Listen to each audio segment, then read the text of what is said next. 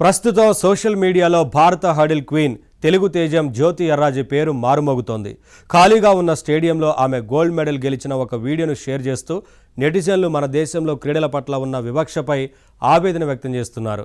క్రికెటర్ల విజయాలకు కోట్ల రూపాయలు నజరానాలు ప్రకటించే ప్రభుత్వం, సమాజం ఇతర క్రీడాకారుల కష్టాన్ని గుర్తించడం లేదని మండిపడుతున్నారు. అయితే ఈ వీడియో వెనుక ఉన్న అసలు నిజమేంటి? కాగా ఇది ఇటీవల జరిగింది కాదు. 2025 మే నెలలో దక్షిణ కొరియాలోని గుమి వేదికగా జరిగిన ఆసియా అథ్లెటిక్స్ ఛాంపియన్షిప్కు చెందిన దృశ్యాలివి. ఆ రోజు ఫైనల్ రేస్ సమయంలో భారీ వర్షం పడటంతో ప్రేక్షకులు స్టేడియం వదిలి వెళ్లిపోయారు.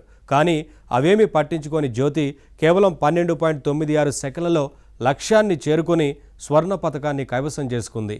ఛాంపియన్షిప్ రికార్డును కూడా సృష్టించింది. ఆ సమయంలో స్టేడియంలో ప్రేక్షకులు లేకపోయినా ఆమె మొక్కవోని దీక్షతో దేశ కీర్తి పతాకాన్ని ఎగరవేసింది.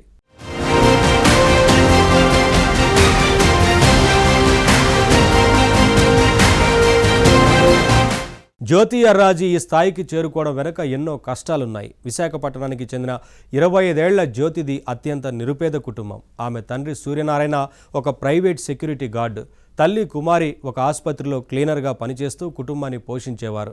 చిన్నప్పుడు కనీసం ట్రాక్ షూస్ కొనుక్కోవడానికి కూడా డబ్బులు లేని స్థితి నుంచి నేడు ప్రపంచ వేదికలపై భారతదేశానికి ప్రాతినిధ్యం వహించే స్థాయికి జ్యోతి ఎర్రాజీ ఎదిగింది.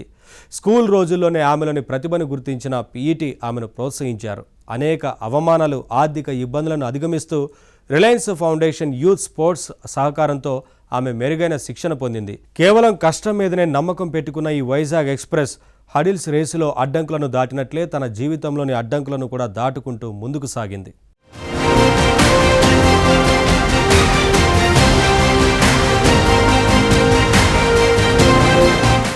జ్యోతి ఎర్రాజీ సాధించిన విజయాలు సామాన్యమైనవి కావు. 100 మీటర్ల హడిల్స్లో నేషనల్ రికార్డును పదే పదే తిరగరాసిన ఘనత ఆమెది.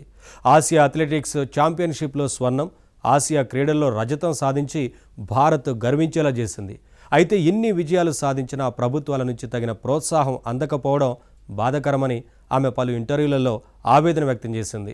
తన ట్రైనింగ్, న్యూట్రిషన్ సహా ఇతర ఖర్చులను రిలయన్స్ ఫౌండేషన్ చూసుకుంటుందని, ప్రభుత్వం నుంచి ఆర్థిక సాయం ఆశించిన స్థాయిలో అందడం లేదని ఆమె కుండబద్దలు కొట్టింది. క్రికెట్ మత్తులో ఉన్న దేశం అథ్లెట్ల కష్టాన్ని గుర్తించకపోతే భవిష్యత్తులో ప్రతిభావంతులైన క్రీడాకారులు వెలుగులోకి రావడం కష్టమని ఆమె మాటలు స్పష్టం చేస్తున్నాయి. అయితే ప్రస్తుతం వైరల్ అవుతున్న వీడియో ద్వారా నెటిజన్లు ఇతర క్రీడల పట్ల చూపిస్తున్న ఆసక్తి ఆహ్వానించదగ్గ పరిణామం. ప్రభుత్వం ఇప్పటికైనా స్పందించి జ్యోతి వంటి క్రీడాకారులకు తగిన గుర్తింపు, ఆర్థిక చేయూతనివ్వాలని క్రీడాభిమానులు కోరుకుంటున్నారు. స్టేడియంలో జనం ఉన్నా లేకున్నా దేశం కోసం పరిగెత్తే జ్యోతి ఎర్రాజీ వంటి అథ్లెట్లకు మనం ఇచ్చే అసలైన గౌరవం వారి విజయాలను గుర్తించి అభినందించడమే. మరెన్నో అంతర్జాతీయ వేదికలపై జ్యోతి స్వర్ణ పతకాలు సాధించాలని, ఆమె ప్రయాణం కొన్ని వేల మందికి స్ఫూర్తిగా నిలవాలని కోరుకుందాం.